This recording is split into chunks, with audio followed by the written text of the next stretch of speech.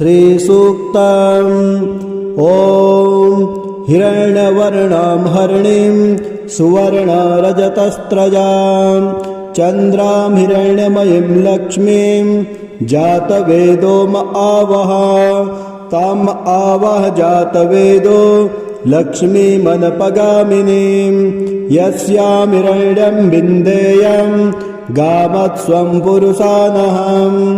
अश्वपूर्वां रथमद्यां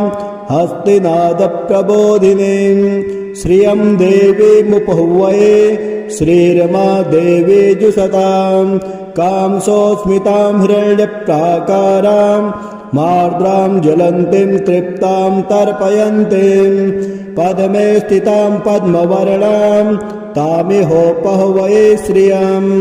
चन्द्रां प्रभासां यशसा ज्वलन्तीं श्रियं लोके देवजुष्टामुदारां तां पद्मनेमिं शरणं प्रपद्ये अलक्ष्मीर्मैनस्य तां त्वां वृणे। आदित्यवर्णे तपसोऽधिजातो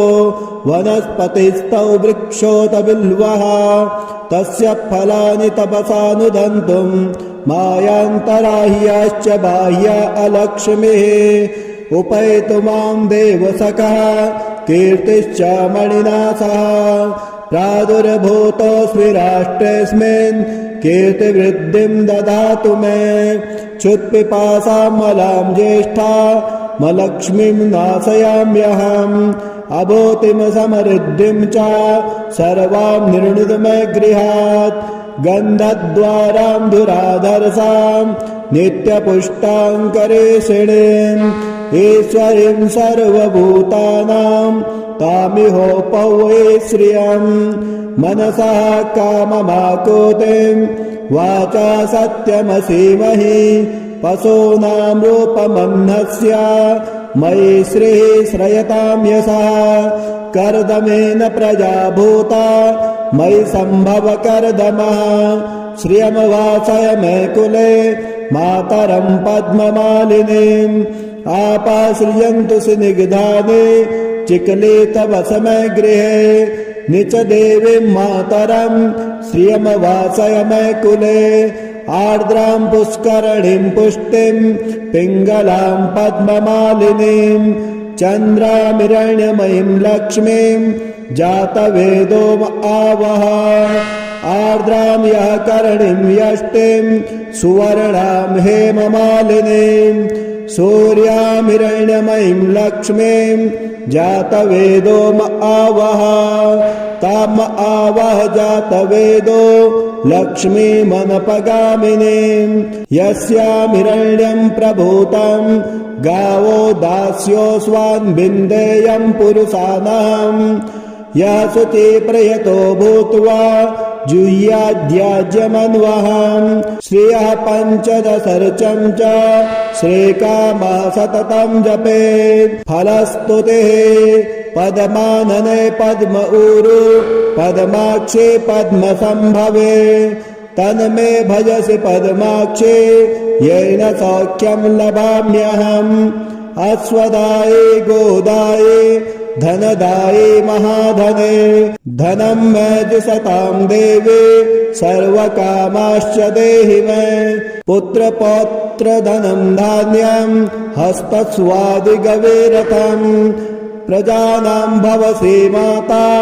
आयुष्मन्तं करोतु माम्। धनमग्निर्धनं वायुर्धनं सूर्यो धनं वसुः धनमिन्द्रो बृहस्पतिर्वरुणं धनमश्नुते। वैनतेय सोमं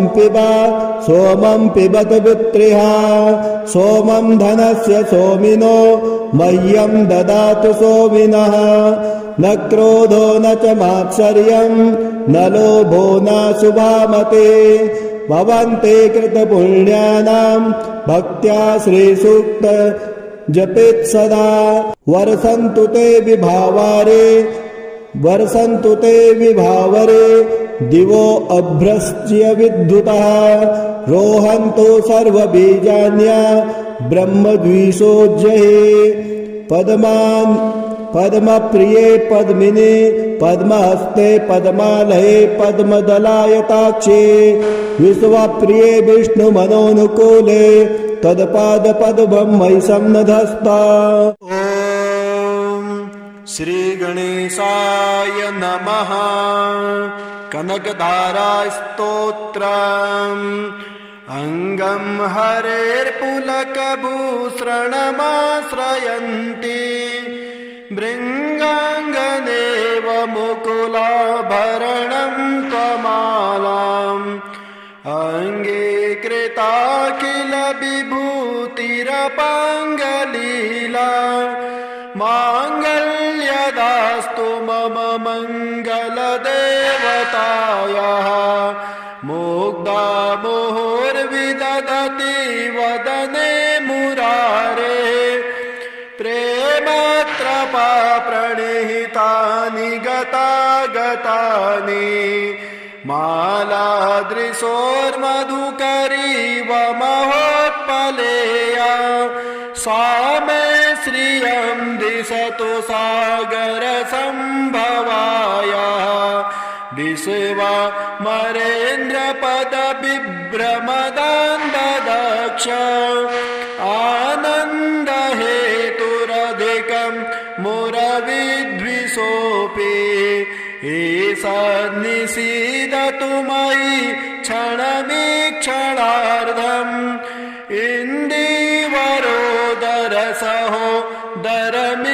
इन्दीवरोदरसहोदरमिन्दिरायाः आमीलिताक्षमधिगम्य मुदा मुकुन्दम् आनन्दकन्दमणिमे समनङ्गतन्त्रम् आकेकरे स्थितिकनि निकपाक्षनेत्रम् भूत्यै भवेन्मम भुजङ्गशयाङ्गनायाः बाहुवन्तरे मधुजितः श्रितकौस्तुभेया हारावलीवहरणे लमयी विभाते कामप्रदा भगवतो पिकटाक्षमाला कल्याणमावहतु मे कमलालयायाः कालाम्बुदालिललितो रसिकैटभारे धाराधरे स्फुरति या तडदङ्गनेव मातुः समस्तजगतां महनीयमूर्तेः भद्राणि मे दिशतु भार्गवनन्दनायाः प्राप्तं पदं प्रमथतः खलु यत्प्रभावात् माङ्गल्यभाजि मधुमाथिनि मन्मथेन मय्यापते तदिहमन्तरमीक्षणार्धम् मन्दालसं च मकरालयकन्यकायाः दद्यादयानुपवनो द्रविडाम्बुधाराम् अस्मिन्न किञ्चन विहङ्गसि सौविषणे दुष्कर्मगार्ममपनीयचिराय दूरम् नारायण प्रणयनि नयनाम्बुवाः इष्टाविशिष्टमतयो पिययार्धदृष्ट्या त्रेविष्टपपदं सुलभं लभन्ते दृष्टिः प्रहष्टकमलो दरदीप्तिरिष्टाम् पुष्टिं कृशेष्ट मम पुष्करविष्टरायाः गिरदेवतेति गरुडध्वज सुन्दरीति शाकम्भरीति शशिशेखरवल्लभेति सृष्टि स्थिति प्रलयके लिषु संस्थितायै तस्यै नमस्त्रिभुवनैकगुरोस्तरुण्यै श्रुत्यै नमोऽस्तु शुभकर्मफलप्रसूत्यै राज्ञै नमोऽस्तु रमणीयगुणाणवायै शक्त्यै नमोऽस्तु शतपत्रनिकेतनायै पुष्ट्यै नमोऽस्तु पुरुषोत्तमवल्लभायै नमोऽस्तु दाले कनिभाननायै नमोऽस्तु दुग्धोदधि जन्मभूम्यै नमोऽस्तु सोमामृतसोदरायै नमोऽस्तु नारायणवल्लभायै सम्पत्कराणि सकलेन्द्रियनन्दनानि साम्राज्यदानविभवानि सरोरुहाक्षि तद्वन्दनानि दुरिता हरणोद्यतानि मामेव मातरनिशं कलयन्तु मान्ये यत्कटाक्षसमुपासनविधिः सेवकस्य सकलार्थसम्पदः शन्तनोति वचनाङ्गमानसौ त्वां मुरारी हृदयेश्वरे भजे सरसिजनिलये सरोजहस्ते धवलतमां सुखगन्धमाल्यशोभे भगवती हरिवल्लभे मनोज्ञे त्रिभुवनभूतिकरे प्रसीद मह्यम् दिग्धस्थितिभे कनककुम्भमुखावसृष्टा स्वरवाहिनी विमलचारुजुलप्लुताङ्गीम् प्रातर्नमामि जगतां जननीमशेषा लोकाधिनाथ गृहिणी ममृताब्धिपुत्रीं कमले कमलाक्षवल्लभे त्वां करुणापूरितरङ्गितैरपाङ्गैः अवलोकय मामकिञ्चनानां प्रथमं पात्रं कृत्रिमं दयायाः स्तुवन्ति ये स्तुतिभिर्भूरिवहं त्रयेमये त्रिभुवनमातरं रमां गुणाधिकाराः गुरुतर भाग्यभागिनो भवन्ति ते भुवि बुधभावितास्याः नमोऽस्तु हेमाम्बुजपीठिकायै नमोऽस्तु भूमण्डलनायकायै नमोऽस्तु देवादिदयापरायै नमोऽस्तु सर्वाङ्गयुधवल्लभायै नमोऽस्तु देव्यै भृगुनन्दनायै नमोऽस्तु विष्णोरुरसिस्थितायै नमोऽस्तु लक्ष्म्यै कमलालयायै नमोऽस्तु दामोदरवल्लभायै नमोऽस्तु कान्त्यै कमलेक्षणायै नमोऽस्तु भूत्यै भुवनप्रसूत्यै नमोऽस्तु देवादिभिरर्चितायै नमोऽस्तु नन्दात्मजवल्लभायै देवे प्रसीद जगदेश्वरे लोकमाता कल्याणगात्रि कमले क्षणजीवनाथे दारिद्र्यभीतिहृदयं शरणागतं माम् आलोकयत् प्रतिदिनं सदयैरपाङ्गै सदरैरपाङ्गै ॐ श्रीगणेशाय नमः सुमनसवन्दित सुन्दरि माधवे चन्द्र सहोदरे हेममये गुणगणमण्डित मोक्षप्रदायिनि मञ्जुलभासिनि वेदनुते पङ्कजवासिनि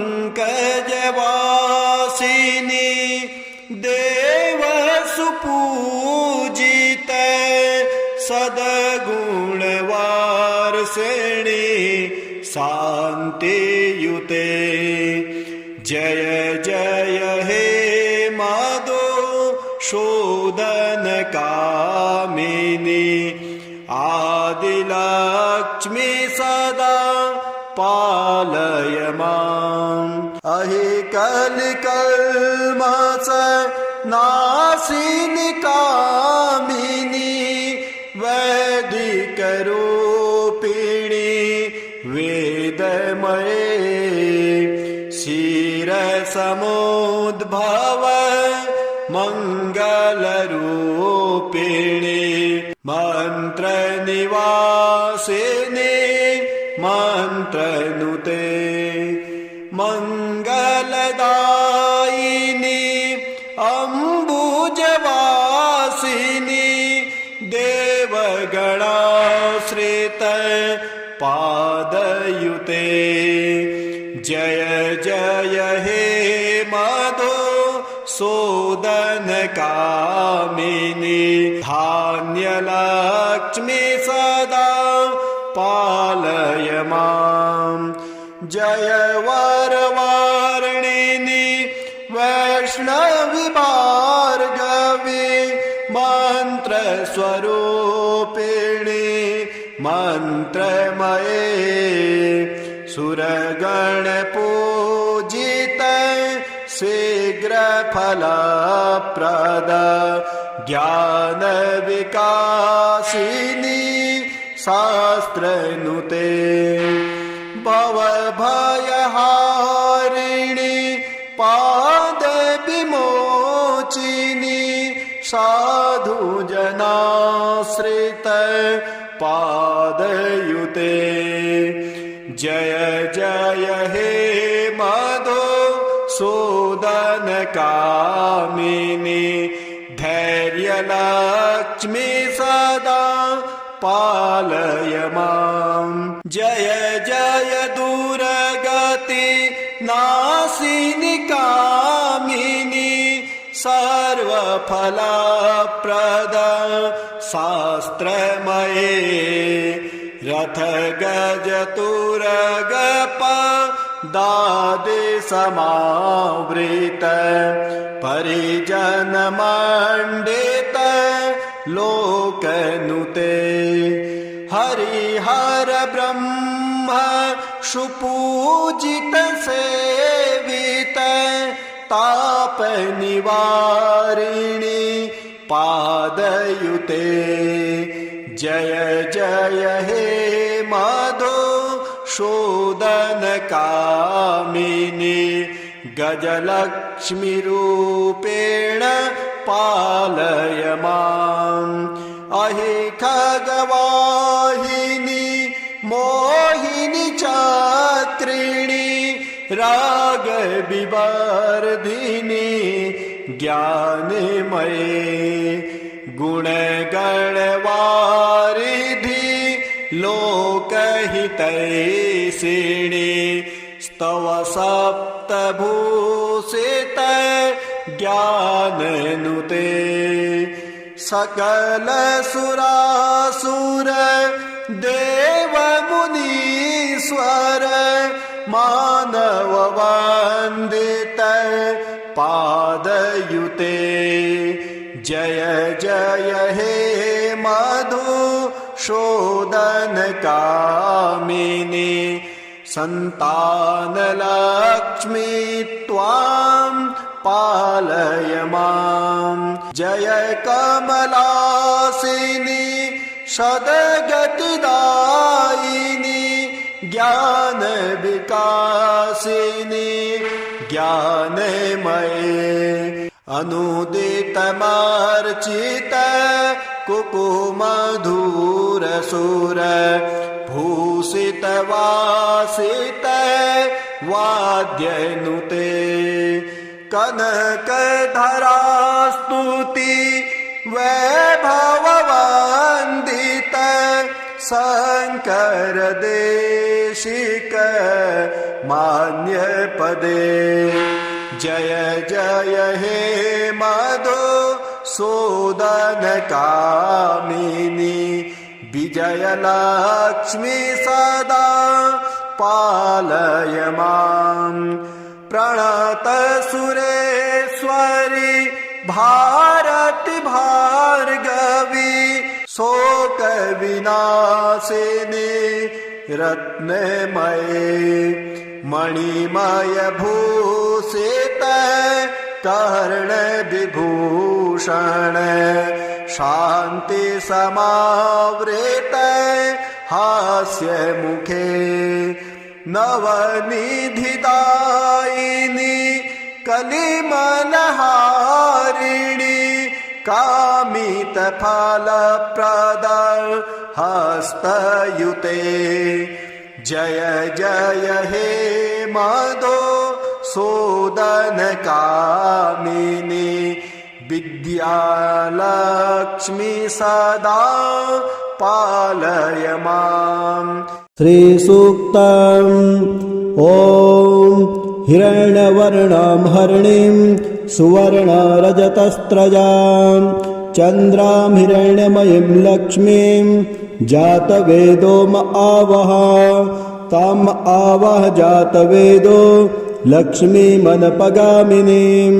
यस्यां हिरण्यं विन्देयं गामत्स्वं पुरुषानहम् अश्वपूर्वां रथमद्यां हस्तिनादप्रबोधिनीं श्रियं देवीमुपहुवये श्रीरमा देवी जुषतां कांसोऽस्मितां हिरण्यप्राकारां मार्द्रां ज्वलन्तीं तृप्तां तर्पयन्तीं पद्मे स्थितां पद्मवर्णां तामिहोपहुवये श्रियं चन्द्रां प्रभासां यशसा ज्वलन्तीं श्रियं लोके देवजुष्टामुदारां तां पद्मनेमिं शरणं प्रपद्ये अलक्ष्मीर्मैनस्य तां त्वां वृणे आदित्यवर्णे तपसोऽधिजातो वनस्पतिस्तौ वृक्षोत बिल्वः तस्य फलानि तपसानुदन्तुं मायान्तराह्याश्च बाह्या अलक्ष्मीः उपैतु मां देवसखः कीर्तिश्च मणिना सह प्रादुर्भूतोऽस्मि राष्ट्रेऽस्मिन् कीर्तिवृद्धिं ददातु मे क्षुत्पिपासामलां ज्येष्ठा मलक्ष्मीं नाशयाम्यहम् अभूतिं समृद्धिं च सर्वां निर्णुद मे गृहात् गन्धद्वारां धुराधरसां नित्यपुष्टाङ्करेषिणीम् ईश्वरीं सर्वभूतानां तामिहोपवे श्रियं मनसः काममाकुतिं वाचा सत्यमसीमहि पशूनां रूपमन्नस्य मयि श्रीः श्रयतां यशः कर्दमेन प्रजा भूता मयि सम्भव कर्दमः श्रियमवासय मे कुले मातरं पद्ममालिनीम् आपाश्रियन्तु स्निग्धानि चिकले तव समय गृहे निच देवीं मातरं श्रियमवासय मे कुले आर्द्रां पुष्करणीं पुष्टिं पिङ्गलां पद्ममालिनीं चन्द्रामिरण्यमयीं लक्ष्मीं जातवेदो आवह आर्द्रां यः करणीं यष्टिं सुवर्णां हेममालिनीं सूर्यामिरण्यमयीं लक्ष्मीं जातवेदो आवह ताम आवह जातवेदो लक्ष्मीमनपगामिनीं यस्यामिरण्यं प्रभूतं गावो दास्योऽस्वान् विन्देयं पुरुषाणां यः शुचिप्रयतो भूत्वा जुह्याद्याज्यमन्वहम् श्रियः पञ्चदशर्चं च श्रेकामा सततं जपेत् फलस्तुतिः पद्मानने पद्म ऊरु पद्माक्षे पद्मसम्भवे तन्मे भजसि पद्माक्षे येन सौख्यं लभाम्यहम् अश्वदाये गोदाये धनदाये महाधने धनं मे दिशतां देवे सर्वकामाश्च देहि मे पुत्रपौत्र धनं धान्यं हस्तस्वादिगवेरथम् प्रजानां भवसि माता आयुष्मन्तं करोतु माम् धनमग्निर्धनं वायुर्धनं सूर्यो धनं वसुः धनमिन्द्रो बृहस्पतिर्वरुणं धनमश्नुते वैनतेय सोमं पिबत वित्रिः सोमं धनस्य सोमिनो मह्यं ददातु सोमिनः न क्रोधो न च मात्सर्यं न लोभो न शुभामते भवन्ते कृतपुण्यानां भक्त्या श्रीसूक्त जपेत् सदा वर्षन्तु ते विभावरे दिवो अभ्रश्च्य विद्युतः रोहन्तो सर्वबीजान्या ब्रह्मद्विषोज्जये पद्मप्रिये पद्मिने पद्महस्ते पद्मालये पद्मदलायताक्षे विश्वप्रिये विष्णुमनोनुकूले तत्पादपद्मं मयि सन्नधस्ता। ॐ श्रीगणेशाय नमः। कनकधारास्तोत्रम् अङ्गं हरेर्पुलकभूषणमाश्रयन्ति भृङ्गाङ्गनेव मुकुलाभरणं त्वमालाम् अङ्गे कृताखिल विभूतिरपाङ्गलीला माङ्गल्यदास्तु मम मङ्गलदेवतायाः मुग्धा मुहुर्विदधति वदने मुरारे प्रेमत्रपा प्रणिहितानि गतानि मालादृशोर्मधुकरीव महोत्पलेया सा मे श्रियं दिशतु सागरसम्भवाया विश्वमरेन्द्रपदविभ्रमदान्ददक्ष आनन्दहेतुरधिकं मुरविद्विषोऽपि ईशन्निषीदतु मयि क्षणमीक्षणार्धम्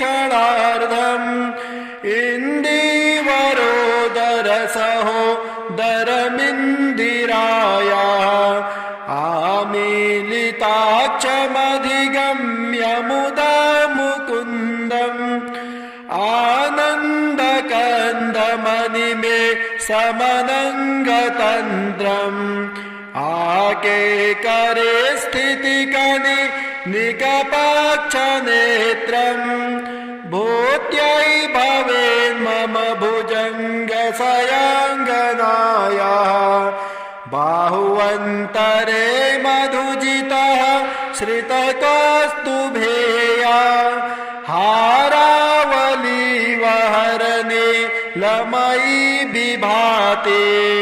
कामप्रदा भगवतो पिकटाक्षमाला कल्याणमावहतु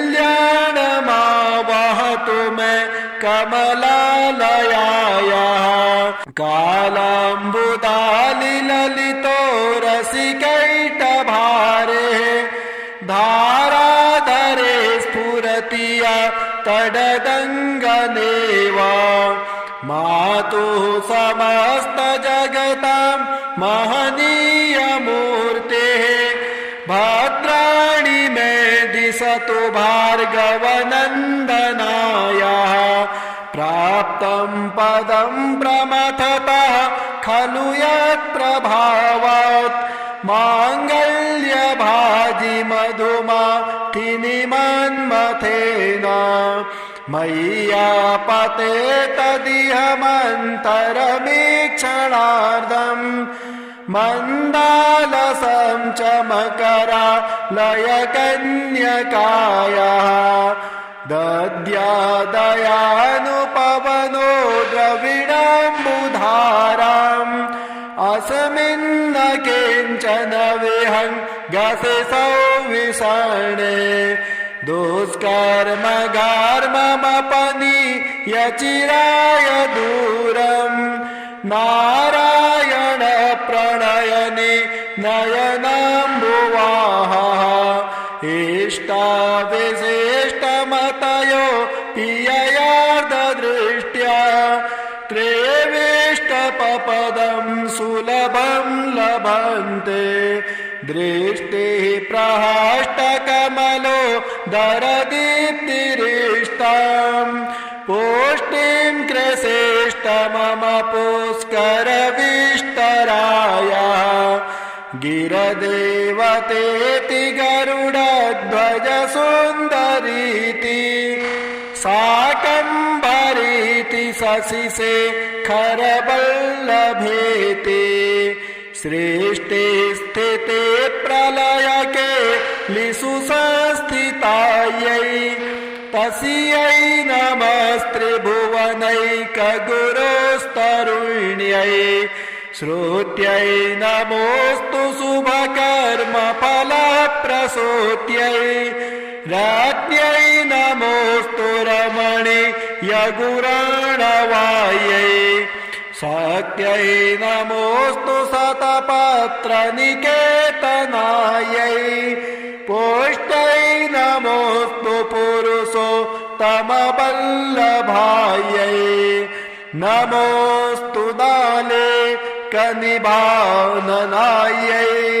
नमोऽस्तु दुग्धोदधि जन्मभूम्यै नमोऽस्तु सोमा मृतसोदरायै नमोऽस्तु नारायणवल्लभायै सम्पत्कराणि सकलेन्द्रियनन्दनानि साम्राज्यदानविभवानि सरोरुहाक्षि तद्वन्दनानि दुरिता हरणोद्यतानि मामेव मातरनिशां कलयन्तु मान्ये यत्कटाक्षसमुपासनविधिः सेवकस्य सकलार्थसम्पदः शन्तनोति वचनाङ्गमानसौ त्वाम् मुरारी हृदयेश्वरे भजे सरसिजनिलये सरोजहस्ते धवलतमां सुखगन्धमाल्यशोभे भगवती हरिवल्लभे मनोज्ञे त्रिभुवनभूतिकरी प्रसीद मह्यम् दिग्धस्थितिभे कनककुम्भमुखावसृष्टा श्वरवाहिनी विमलचारुजुलप्लुताङ्गीम् प्रातर्नमामि जगतां जननीमशेषा लोकाधिनाथगृहिणी ममृताब्धिपुत्रीम् कमले कमलाक्षवल्लभे त्वां करुणापूरितरङ्गितैरपाङ्गैः अवलोकय मामकिञ्चनानां प्रथमं पात्रं कृत्रिमं दयायाः स्तुवन्ति ये स्तुतिभिर्भूरिवहं त्रयेमये त्रिभुवनमातरं रमाम् गुणाधिकाराः गुरुतर भाग्यभागिनो भवन्ति ते भुवि बुधभावितास्याः नमोऽस्तु हेमाम्बुजपीठिकायै नमोऽस्तु भूमण्डलनायकायै नमोऽस्तु देवादिदयापरायै नमोऽस्तु सर्वां वल्लभायै नमोऽस्तु देव्यै भृगुनन्दनायै नमोऽस्तु विष्णोरुरसि स्थितायै नमोऽस्तु लक्ष्म्यै कमलालयायै नमोऽस्तु दामोदरवल्लभायै नमोऽस्तु कान्त्यै कमलेक्षणायै नमोऽस्तु भूत्यै भुवनप्रसूत्यै नमोऽस्तु देवादिभिरर्चितायै नमोऽस्तु नन्दात्मजवल्लभायै देवे प्रसीद जगदेश्वरि लोकमाता कल्याणगात्रि कमले क्षणजीवनाथे दारिद्र्यभीतिहृदयं शरणागतं माम् आलोकय प्रतिदिनं सदयैरपाङ्गै सदरैरपाङ्गै ॐ श्रीगणेशाय नमः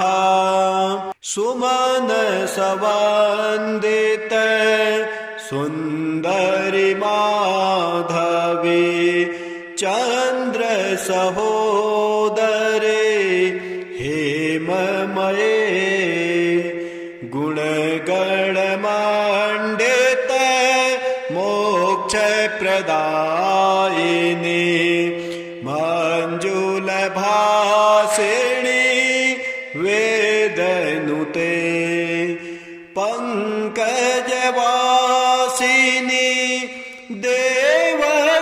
देवसुपूजित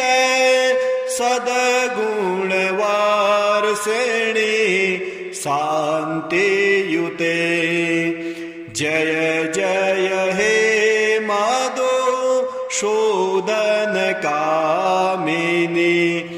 आदिलक्ष्मी सदा पालय माम् अहि कलिकल्मष नाशिनि कामिनी वैदिकरूपिणी वेदमये क्षीरसमुद्भव मङ्गलरूपिणी मन्त्रनिवासिनी मन्त्रनुते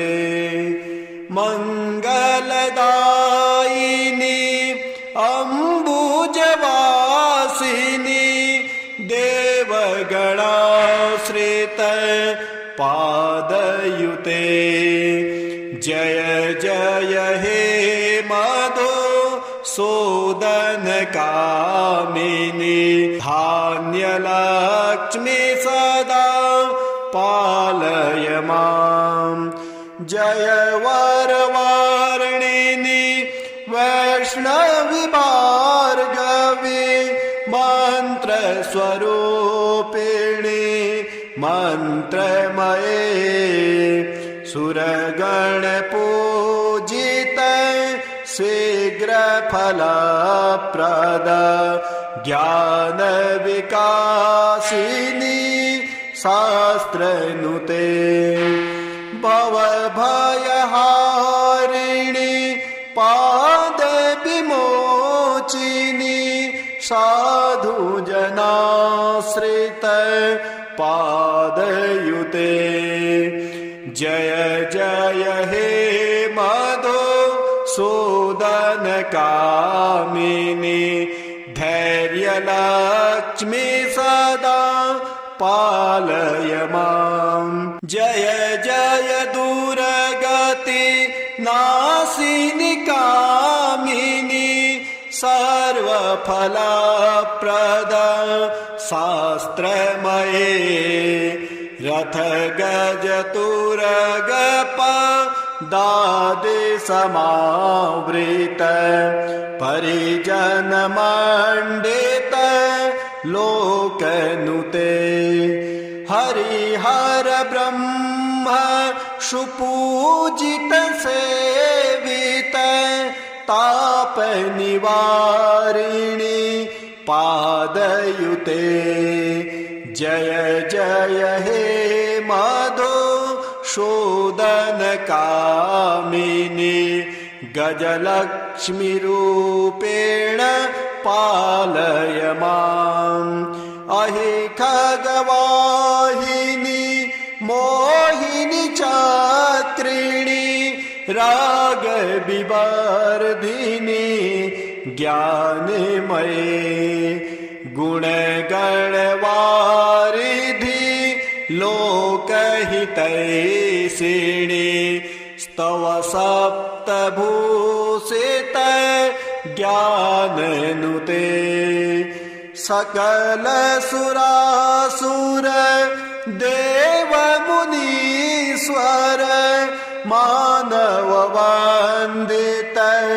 पादयुते जय जय हे मधुसूदनकामिनि सन्तानलक्ष्मी त्वां पालय माम् जय कमलासिनी सद्गतिदायिनी ज्ञानविकासिनी ज्ञानमये अनुदितमर्चित कुकुमधुरसुर भूषित वासित वाद्यनुते कनकधरास्तुति वैभववन्दित शङ्कर देशिक मान्यपदे जय जय हे मधुसूदनकामिनि विजयलक्ष्मी सदा पालय माम् प्रणत सुरेश्वरि भारति भार्गवी शोक विनाशिनी रत्नमये मणिमय भूषित कर्ण विभूषण शांति समावृत हास्य मुखे नवनिधिदायिनी कलिमलहारिणी कामित फलप्रद हस्तयुते जय जय हे मधुसूदनकामिनि विद्यालक्ष्मी सदा पालय माम् श्रीगणेशाय नमः कनकधारास्तोत्रम् अङ्गं हरेर्पुलकभूषणमाश्रयन्ति भृङ्गाङ्गनेव मुकुलाभरणं त्वमालाम् अङ्गीकृताखिल विभूतिरपाङ्गलीला माङ्गल्यदास्तु मम मङ्गलदेवतायाः मुग्धा मुहुर्विदधति वदने मुरारे प्रेमत्रपा प्रणिहितानि गतागतानि मालादृशोर्मधुकरीव महोत्पलेया सा मे श्रियं दिशतु सागरसम्भवाया विश्वमरेन्द्रपदविभ्रमदान्ददक्ष आनन्दहेतुरधिकं मुरविद्विषोऽपि ईशन्निषीदतु मयि क्षणमीक्षणार्धम् इन्दीवरोदरसहोदरमिन्दिराया आमीलिताक्षमधिगम्य मुदा मुकुन्दम् आनन्दकन्दमणिमे समनङ्गतन्त्रम् नाके करे स्थितिकनि निकपाक्षनेत्रम् भूत्यै भवेन् मम भुजङ्गसयाङ्गनायाः बाहुवन्तरे मधुजितः श्रितकौस्तुभेया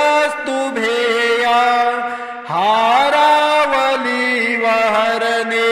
लमयी विभाते कामप्रदा भगवतो पिकटाक्षमाला कल्याणमावहतु मे कमलालयायाः कालाम्बुदालिललितो रसिकैटभारे धाराधरे स्फुरति या तडदङ्गनेव मातुः समस्तजगतां महनीयमूर्तेः भद्राणि मे दिशतु भार्गवनन्दनायाः प्राप्तं पदं प्रमथतः खलु यत्प्रभावात् माङ्गल्यभाजि मधुमातिनि मन्मथेन मय्यापते तदिहमन्तरमीक्षणार्धम् मन्दालसं च मकरालयकन्यकायाः दद्यादयानुपवनो द्रविणाम्बुधाराम् अस्मिन्न किञ्चन विहङ्गसि सौविषणे दुष्कर्मगार्ममपनीयचिराय दूरम् नारायण प्रणयनि नयनाम्बुवाः इष्टाविशिष्टमतयो पिययार्धदृष्ट्या त्रेविष्टपपदं सुलभं लभन्ते दृष्टिः प्रहष्टकमलो दरदीप्तिरिष्टाम् पुष्टिं कृशेष्ट मम पुष्करविष्टरायः गिरदेवतेति गरुडध्वज सुन्दरीति शाकम्भरीति शशिशेखरवल्लभेति सृष्टि स्थिते प्रलयके लिषु संस्थितायै तस्यै नमस्त्रिभुवनैकगुरोस्तरुण्यै श्रुत्यै नमोऽस्तु शुभकर्मफलप्रसूत्यै राज्ञै नमोऽस्तु रमणीयगुराणवायै शक्त्यै नमोऽस्तु शतपत्रनिकेतनायै पुष्ट्यै नमोऽस्तु पुरुषोत्तमवल्लभायै नमोऽस्तु दाले कनिभाननायै नमोऽस्तु दुग्धोदधिजन्मभूम्यै नमोऽस्तु सोमामृतसोदरायै नमोऽस्तु नारायणवल्लभायै सम्पत्कराणि सकलेन्द्रियनन्दनानि साम्राज्यदानविभवानि सरोरुहाक्षि तद्वन्दनानि दुरिता हरणोद्यतानि मामेव मातरनिशां कलयन्तु मान्ये यत्कटाक्षसमुपासनविधिः सेवकस्य सकलार्थसम्पदः शन्तनोति वचनाङ्गमानसौ त्वां मुरारी हृदयेश्वरे भजे सरसिजनिलये सरोजहस्ते धवलतमां सुखगन्धमाल्यशोभे भगवती हरिवल्लभे मनोज्ञे त्रिभुवनभूतिकरे प्रसीद मह्यम् दिग्धस्थितिवेकनककुम्भमुखावसृष्टा स्वरवाहिनी विमलचारुजुलप्लुताङ्गीं प्रातर्नमामि जगतां जननीमशेषां लोकाधिनाथ गृहिणी ममृताब्धिपुत्रीं कमले कमलाक्षवल्लभे त्वां करुणापूरितरङ्गितैरपाङ्गैः अवलोकय मामकिञ्चनानां प्रथमं पात्रं कृत्रिमं दयायाः स्तुवन्ति ये स्तुतिभिर्भूरिवहं त्रयेमये त्रिभुवनमातरं रमां गुणाधिकाराः गुरुतर भाग्यभागिनो भवन्ति ते भुवि बुधभावितास्याः नमोऽस्तु हेमाम्बुजपीठिकायै नमोऽस्तु भूमण्डलनायकायै नमोऽस्तु देवादिदयापरायै नमोऽस्तु सर्वाङ्गयुधवल्लभायै नमोऽस्तु देव्यै भृगुनन्दनायै नमोऽस्तु विष्णोरुरसिस्थितायै नमोऽस्तु लक्ष्म्यै कमलालयायै नमोऽस्तु दामोदरवल्लभायै नमोऽस्तु कान्त्यै कमलेक्षणायै नमोऽस्तु भूत्यै भुवनप्रसूत्यै नमोऽस्तु देवादिभिरर्चितायै नमोऽस्तु नन्दात्मजवल्लभायै देवे प्रसीद जगदेश्वरि लोकमाता कल्याणगात्रि कमले क्षणजीवनाथे दारिद्र्यभीतिहृदयं शरणागतं माम् आलोकय प्रतिदिनं सदयैरपाङ्गै सदरैरपाङ्गै।